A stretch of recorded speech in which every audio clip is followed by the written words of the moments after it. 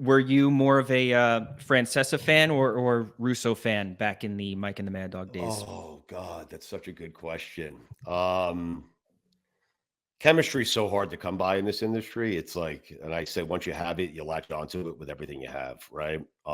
Those guys were so good together. Yeah. Their voices work together, their cadences work together. They talk sports the way me and my friends talk sports. They weren't former athletes, they weren't jocks. They were two New York sports fans talking about games and talking about potential moves and trades the way me and my friend Mikey T would talk about it, or my friend Mark or Rob Hazen. Like, they talked about sports the way we did. So when you ask me, did I like one over the other?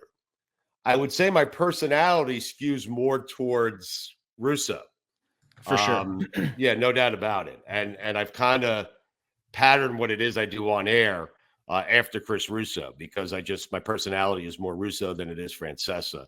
And I would say, Dan probably skews more to the Francesa side of things, right? Yep. Dan would hate me saying that.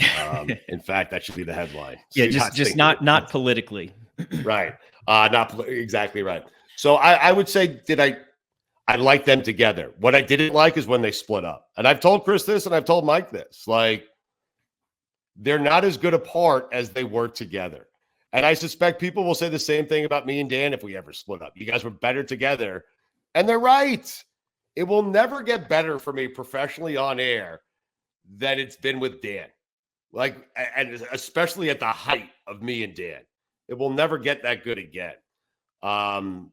So I just like them together. I'm not really answering your question. I'm kind of rambling, but if I had to choose one, I'd go with Russo. Yeah. Yeah. I'm similar there.